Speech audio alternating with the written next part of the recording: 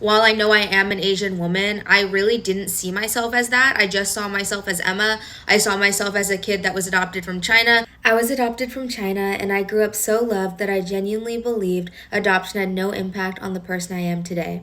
I was abandoned as a 3-month-old in a basket. I lived in an orphanage for over a year, and then I grew up in an entirely white community of people where no one around me looked like me. In this series called Living Adopted, I talk about what it's really like to be adopted from China, not as a child, but as an adult. On episode 6, I want to talk about what it's like to grow up in a place where everyone knows you're adopted and then step into a world where no one knows. This episode was inspired by a comment someone made on one of my videos. She talked about how growing up a transracial adoptee in your hometown, everyone knows the context and you don't have to explain yourself. And then when you become an adult, it's the first time you're seen without it. After I saw that comment, I honestly couldn't stop thinking about it. There were very few Asian people in my hometown, and so everyone knew that I was adopted from China. Everyone knew my family, and I never really had to explain myself. I don't think I fully appreciated that everyone knew the context until that was gone, because when I went to college for the first time in my life, I was just Asian. College was really a big shift for me because that was the first time I'd ever been asked what type of Asian I was, where I'm from. My college specifically had a very large Asian population. Most people just assumed that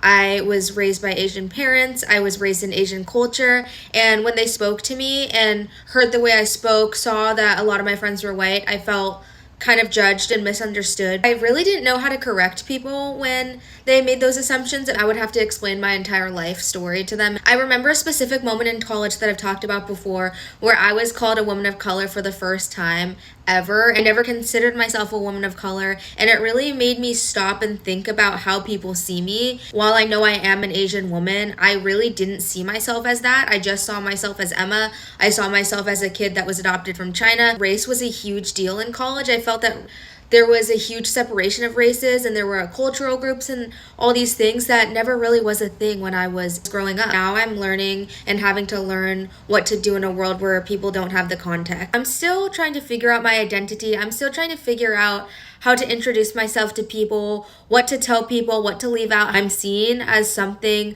that doesn't fully connect with me internally. I'm seen as a fully Asian person when I grew up in an entirely white community of people and have very little Asian culture. And I think about the line of disparity between the kid version and the adult version, and how no one prepares you for that shift. And no one tells you that the protection that you had as a child wasn't just love and familiarity, it was context. And you don't get to take that with you in the adult world. And I'm still learning how to carry my own story in rooms where people don't know it yet. Thank you so much for watching episode 6 of Living Adopted.